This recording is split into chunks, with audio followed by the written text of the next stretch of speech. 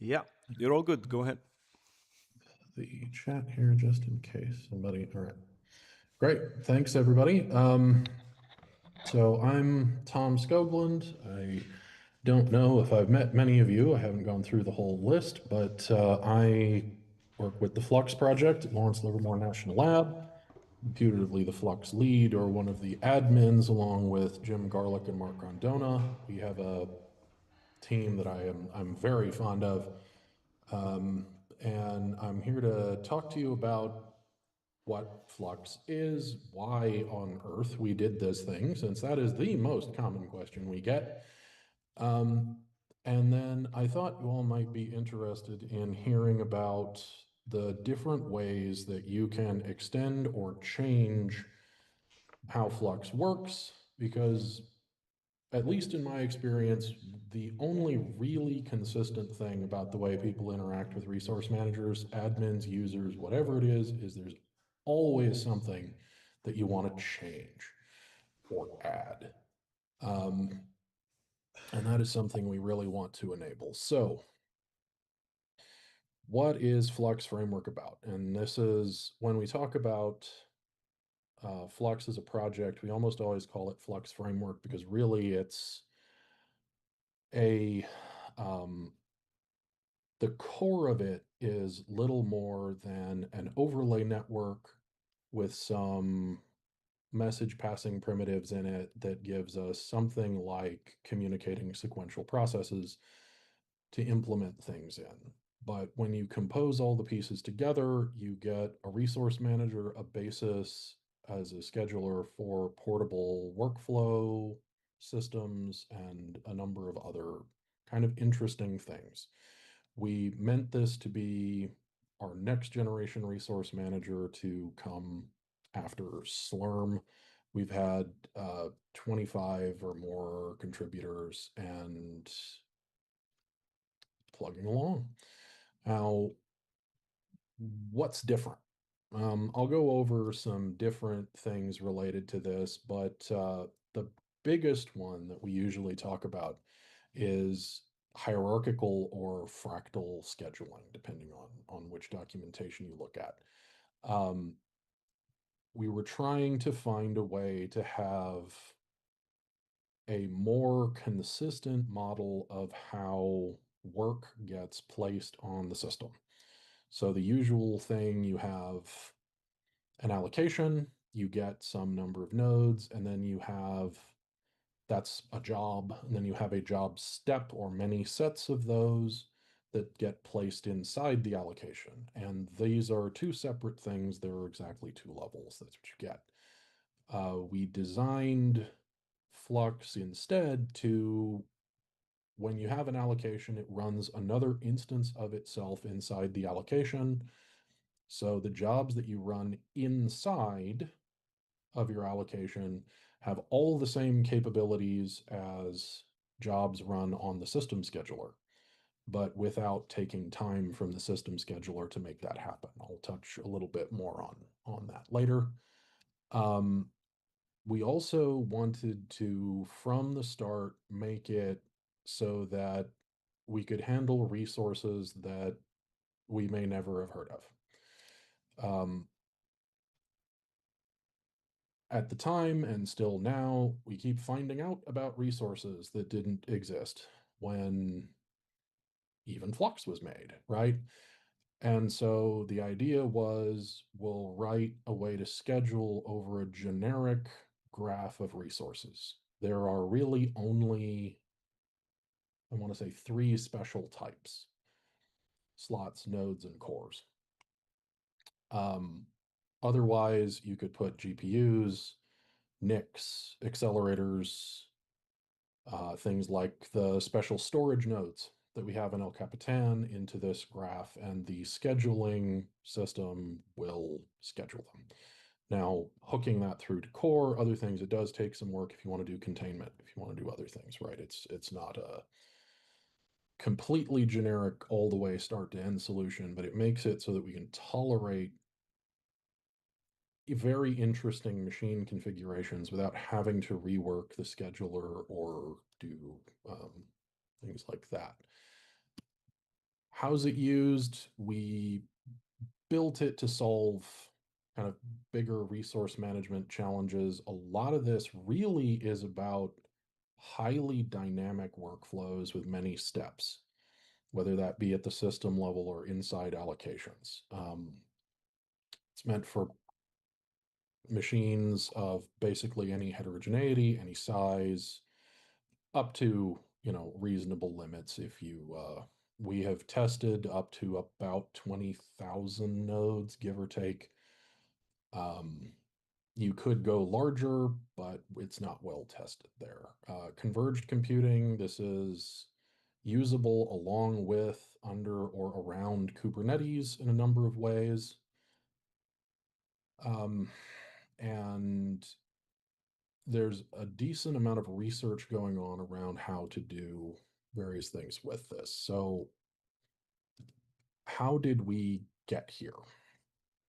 The project actually started a little bit before I joined the lab. It started in 2012. Two guys who were part of the original team that wrote Slurm, and actually the internal resource manager that came before Slurm at Livermore, were having issues with some of the design decisions or other things from back then, and wanted to try and see if they could come up with something more generic to solve some of those resource representation challenges, other things like that. The first version that could actually do something came out in 2014. And over this time, we got up to about 2018 is when people started using it for real in production. But that was as essentially the back end for workflow managers. It would run inside of allocations of other resource management systems like Slurm, Kubernetes, what have you. Um, since then, in 2020, we released the system instance functionality, and we've been running it on production systems at Livermore ever since. The 2024 to 26 timeline is when we actually landed on our biggest machine and ran into, as one would think, a lot of scaling challenges. We've ended up resolving a lot of things and becoming a much more stable project as a result. To clear up one of the most common kind of questions or misconceptions we get on El Capitan, it is the system scheduler, it is the resource manager all the way down to the ground. There is no Slurm on the system. Um, there we go. Now, the other most common question we get is, why on earth did we do this? Are we crazy?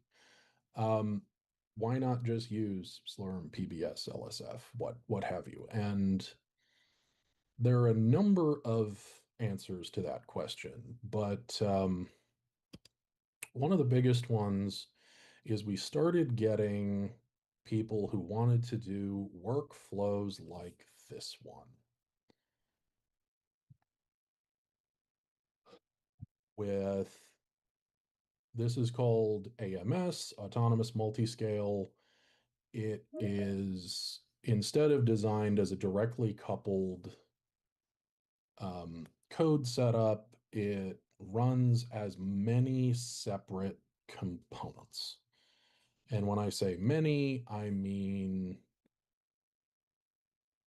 jobs that may be 512 to 1,000 nodes, may be a single node, that are dynamically created and destroyed over the course of the workload. It can be 61,000 concurrent workers.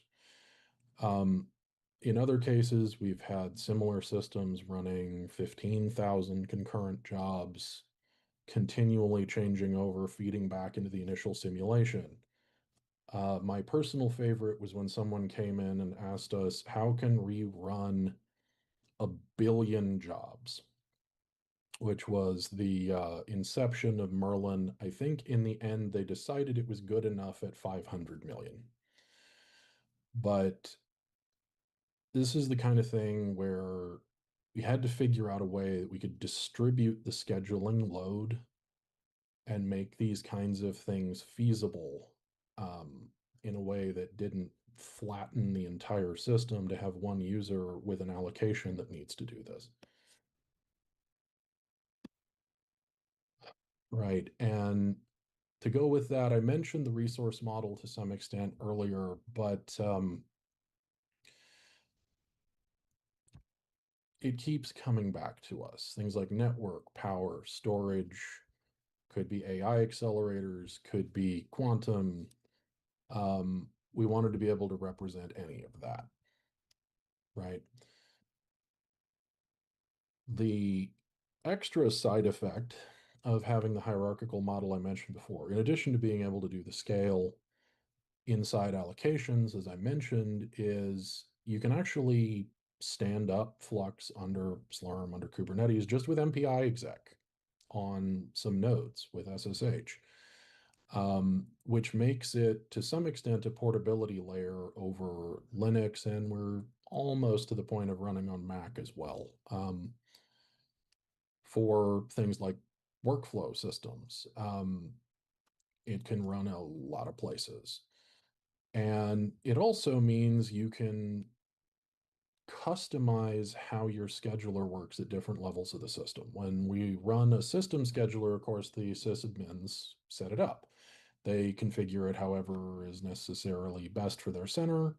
That doesn't mean it's best inside an allocation, right? So you can set policies, you can select different, even a different scheduler module. I'll touch on what that is in a minute. So that if you want really high throughput with less advanced placement logic inside your allocation, you can do that.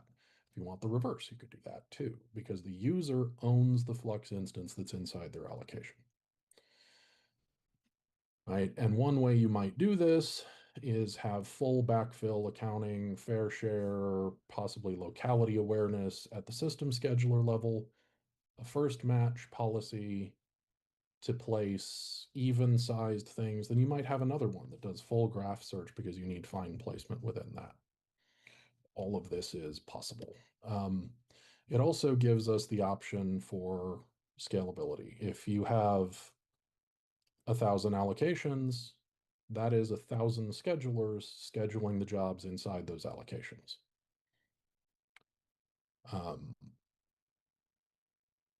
Now, this is all okay. Why did we do it? And some of the reasons, but one of the big goals for Flux was for it to be a framework, for you to be able to build it to be the resource manager that you want. And we have a number of different ways to do that. This audience would be especially interested in how you can twist it to your will to some extent. So, as I said, we really want the thing to be extensible. Almost all of Flux is built in terms of the things I'm talking about: modules, job tab plugins, etc. The core is very lean. Almost everything else is built this way. So you have pretty much the full power of the thing to add new or change out things. If you want a completely different scheduler module, if you implement the protocol that we have in our RFCs repository, you can do that. The full set that we have is broker kind of from the bottom up, most low level, powerful, up to kind of the high level user setup. It's broker modules. This is what we actually build: schedulers, the accounting module, even the key value store and core is a broker module. Job tap plugins give you in the loop direct control over the job management loop. Validator and Frobnicator plugins are a little bit different. It's a way that you can check or modify incoming jobs. I'll touch on that in more detail later. There are command line extensions, kind of the usual thing that you can always do: prologue and epilogue scripts, but with a twist that we also support something we call housekeeping, and then the user APIs. And I'm going to do a little on each of these, right? What is it that we need to do? You can write any of these in Python if you want to. Most of them are C APIs internally, and we have a non-viral license. So if you need to write C, Python, whatever, that's not something you need to worry about. Question is, why would you want to do any of these things? Right? I said earlier, modules can do nearly anything. We write them all over the place. They're dynamic libraries, or now we support directly loading Python files as an external process with full access to the messaging system. You can do almost anything with this. They are essentially communicating sequential processes. So you might get job ingest in a module on the login node. It picks up the message, routes it to the job management module. That fulfills it, dispatches work to stand things up on the compute nodes. Job tap plugins are something that give you a direct hook inside our job selection management loop and can directly change its behavior, right? Our system for enforcing dependencies between jobs is itself a job tap plugin. You get a callback, you can get callbacks on any transition between states of jobs and decide whether that job should be allowed to proceed now, whether to send messages about it, whether to cancel it, whether to do whatever before the job manager moves on to the following step. This is one of the few places where we actually block a core part of Flux as part of running a module. Most of these things run as separate threads. These run directly in the job manager so that you can actually change things in flight. Just as an example, right, we have this state machine for jobs moving through the system. It allows you to get callbacks on each of these potential transitions. This also is a good place to show, where the usual prologue, epilogue scripts go. Also, housekeeping, which happens around cleanup. I'll touch on that in a minute. But one example of a job tap plugin is we implemented support for the Slingshot network virtual network IDs in terms of a job tap plugin that gets tags during the schedule setup, gets set up and torn down via the prologue and epilogue and released back after the cleanup stage. It makes it so that we can do that in line. The validators and frobnicators, I don't know a direct analogy for these. As you would expect, a validator plugin validates things. It takes in job spec, that's a JSON formatted description of a job that we use for all submissions, the way we pass things around in the system, and it can accept or reject it. If there's something we don't have in accounting, there's a limit that you want to set, but maybe it only applies on the third Tuesday of the month, right? Anything that needs complex logic for determining whether something is okay can be a validator plugin. It's a Python filter process, basically. Frobnicator plugins is a very funny named thing, but serves a similar purpose with the ability to actually change that job spec before it gets signed and becomes effectively immutable. It's good for adding things that you want to show up on some set of incoming things automatically. You don't want users to have to remember to do. It could be that you want to add a requirement that says this job should not be able to select from a certain set of hosts. You could use it to alter the priority score at certain times or for certain groups.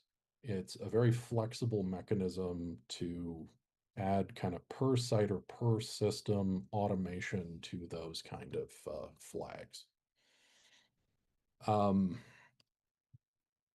Prologue and epilogue are pretty much business as usual. They can run as a privileged user.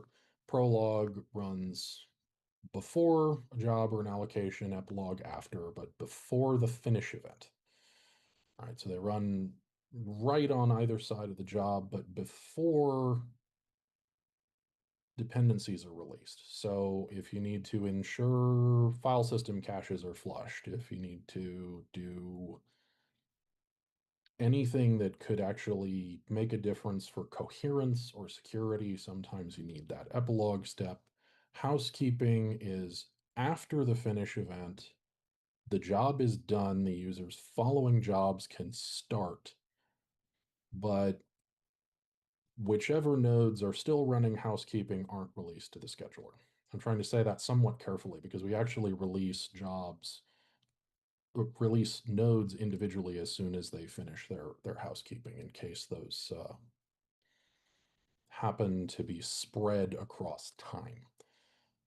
In a user instance, all of these still exist, but they run as the user owning the instance. You can't have elevated privilege as a result of something in a user instance. That would be very dangerous.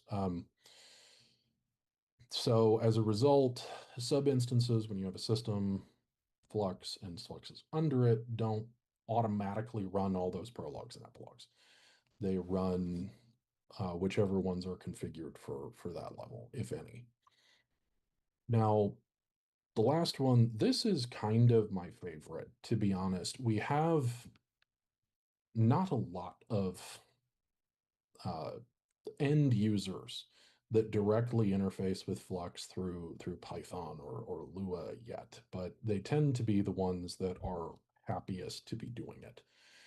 It means you can directly just say in Python, import Flux, submit jobs, get callbacks on state transitions. So there's no polling required. It actually makes not just writing things that have to have a feedback loop with jobs, in my opinion, easier, but it actually makes it faster, both for whatever's doing that management and for us in Flux. Um, and an old tagline that I've been using for years, stop writing schedulers for workflow managers. If you have to write a scheduler that decides when to submit something to your resource manager, that makes me sad. So think about, can you do something like this where you can submit things to us with dependencies, get callbacks to make decisions when you need to, but not have to keep polling and making the scheduling decisions when there's already a scheduler available. Now, to give a bit of an idea, right, we have an application you want to run kind of like this. How would you set something like this up?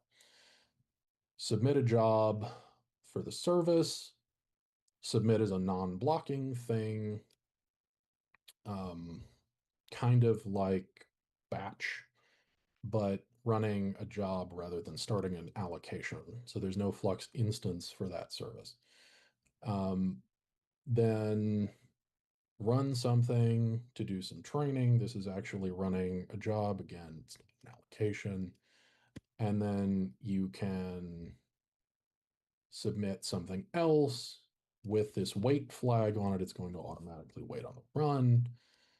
So you can actually pass through all this. This is doing it with the command line interface, but we've had work to integrate with quite a number of workflow managers. They actually aren't quite all on here, but we love to hear from people that they want to be able to integrate with Flux and actually drive their workflows that way. So if there's something you don't see here you would like to see, please feel free to reach out to us. Give you an idea what we've been working on.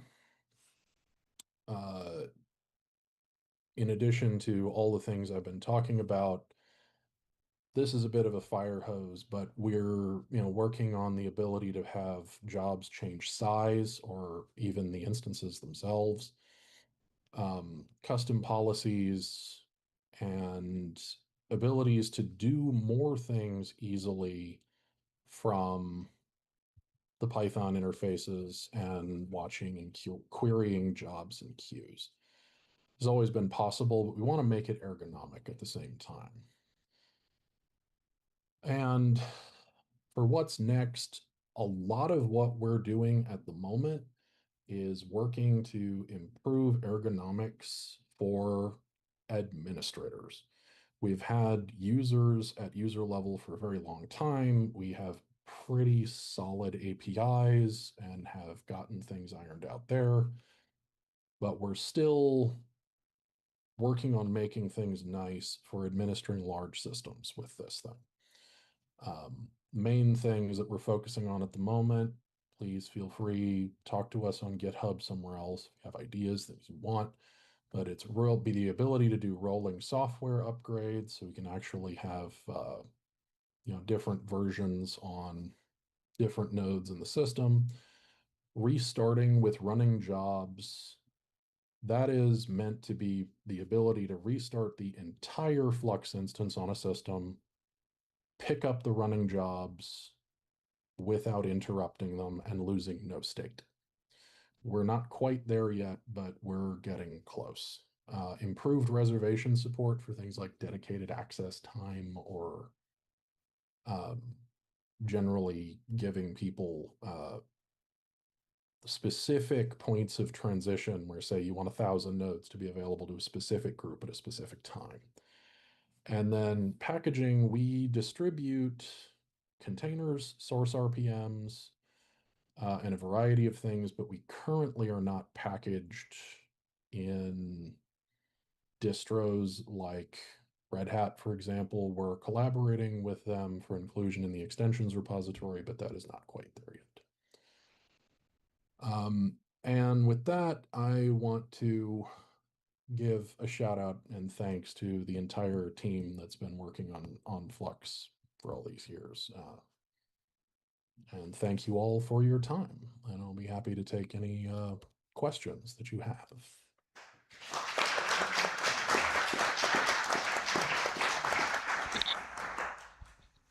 Any questions for Tom? Okay, Alexander. Can you hear us, Tom, here? Yes, I can. Okay. Perfect, thanks. What about some integration with other distributed systems? For example, I know that PyTorch varies Slurm environment variables to spin up some distributed processing server. But Flux will probably not set Slurm variables. Is there something similar or some compatibility? Or I lost at the end of compatibility. Was that where the question ended? Yeah, that's basically the end of it. So is there some compatibility with those Slurm variables where Flux can set them to emulate running on Slurm? Or some other integration that's underway already? So actually, yes.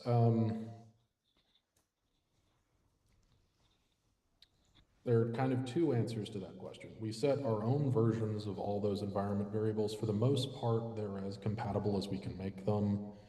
We don't set the Slurm names because we can run under Slurm and we don't want to impersonate it exactly by default.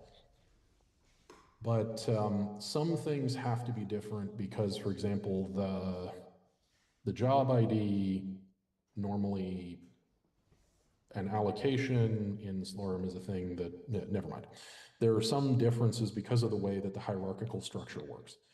But we do offer what we call the wrappers project as part of the Flux framework kind of constellation of projects.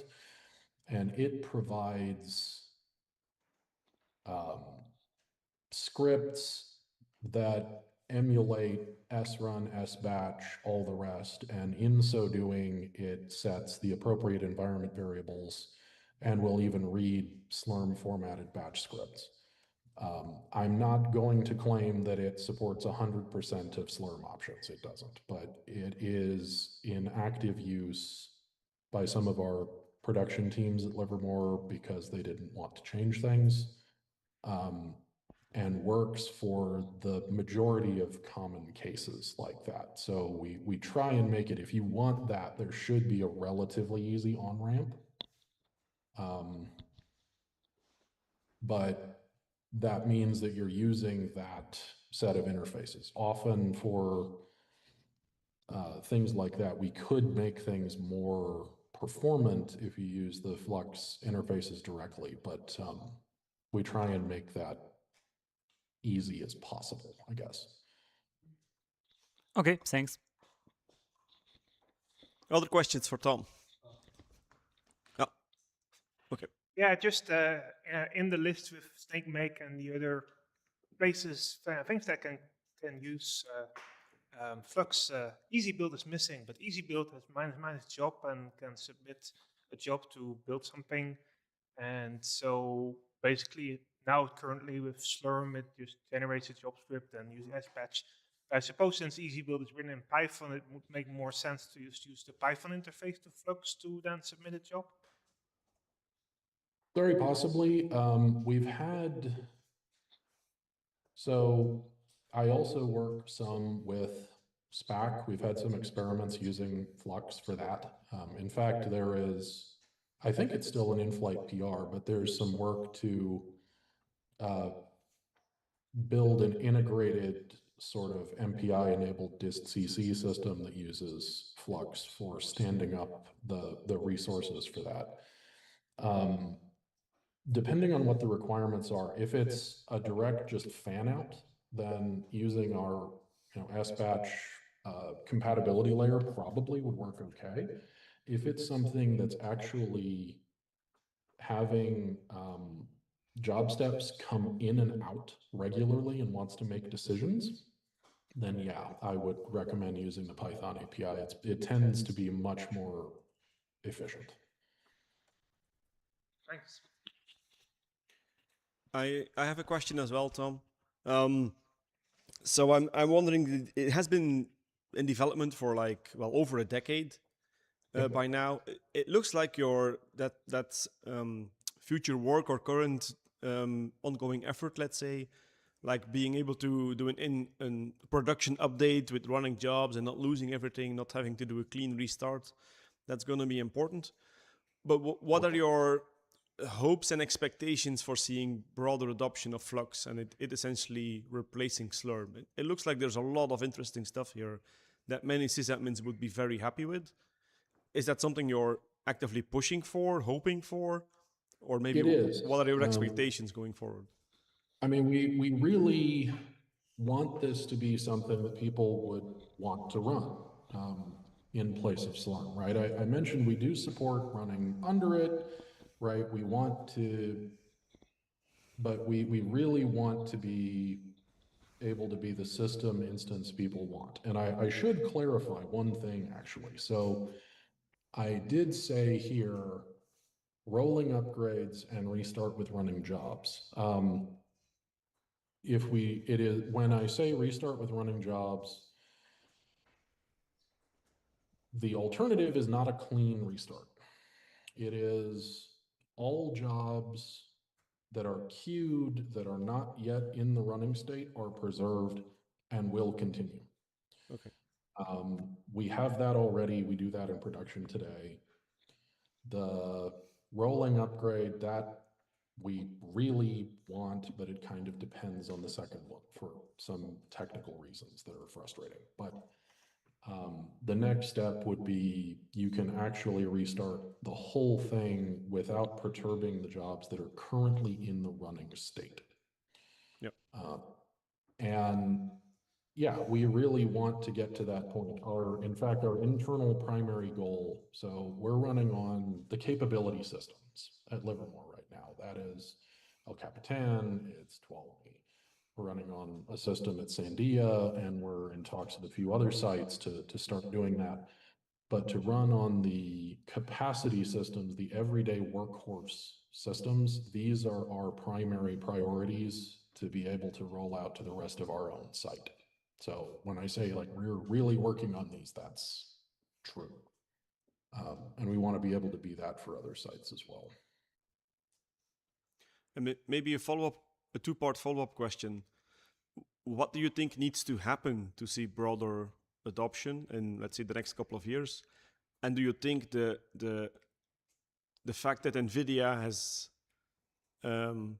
consumed ShadMD, is that going to help you, I think, with seeing broader adoption? It certainly has, so I'll answer that in reverse order. It certainly has seen us get a lot more interest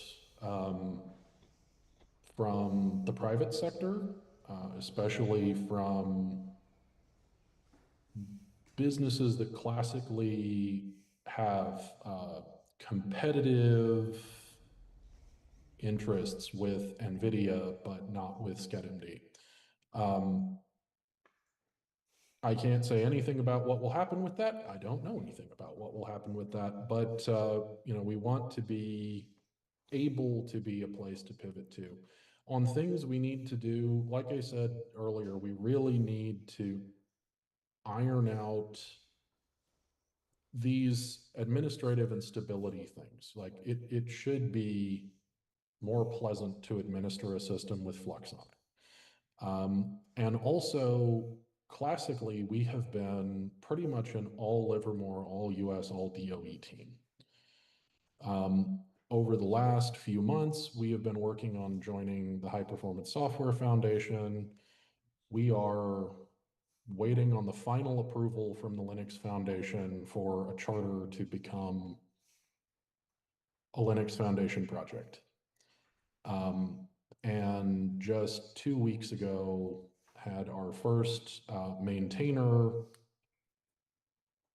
accept the position from outside of Livermore. This is Sam Maloney from, I want to say Hewlett. Yeah, I think he's Jülich, yeah. Yeah, is now an official maintainer of several of the Flux projects. We really want to build a more diverse community around it, and I hope we're doing the right things to make that happen. This is not something where we want to, you know, have a death grip on it. It's we want this to be a real community project. Mm-hmm. Do you think you're still behind now instead of? And do you think you're still behind now in comparison to Slurm, especially in terms of, let's say, operations, or are you already on par? Without saying bad things about Slurm, but that's kind of a hard question to answer because it depends a lot on what you're trying to do. Slurm has built out specialty support for a lot of corner cases over the years. So I can't say that we do literally everything that they do, especially not the same way. But I can say that we're at a point that we are not hearing from users that they're missing out on El Capitan. Yep. You know, we were at the beginning and there were things we had to build out, but if anything, we've been getting more questions about when can we use this on other systems, mainly I think because of the user APIs, the ability to do these kind of interactive things in code as part of scripts seems to resonate with at least some of our users. But yeah, the thing where I think we are behind right now is that, you know, we're not quite at 1.0. We're not trying to say the interfaces are all stable. And that's around the whole administrative set of things, right? It's getting that right so that you have the stability to run, you know, your critical production systems that we really want to get right. Does anyone else has any questions? Otherwise, I have maybe a closing one. maybe a bit more fun one to close up with. Do you know how ShedMD looks at this? Do they feel threatened? And when do you expect to get required by NVIDIA? Well, so as far as ScedMD goes, we've had conversations with them over the years, some cordial, some not. The things I remember that are kind of amusing, most people look at the way that we give out job IDs. They look like hashes. They're actually just numbers. I think it was Danny from ScedMD came in and said that was his favorite feature of Flux, because the fact that they did sequential job IDs guaranteed in Slurm has caused so much heartburn over the years. That kind of entertained me a little bit. We've had a lot of back and forth on different things where they did something, we did it later, or vice versa. Like the Flux operator project is, to be honest, a slightly more complete, if not production supported version of what is now Slinky. And when we first brought it up, we were laughed out of the room by ScedMD. Is another one. I don't know if they feel threatened or not. We're not really trying to get rid of Slurm. It's a great product. It has its place. But we do want to make something that is a viable alternative. And as far as NVIDIA is concerned, honestly, at the moment, we're trying to make Flux Framework, the project, something that cannot be acquired that way. There may well become a company at some point that does support for it. That might be, but the project as a whole, we want to be an enduring open entity. Okay. Excellent. Yeah. I think we can wrap up here. Thank you very much, Tom. This was excellent. Thank you all.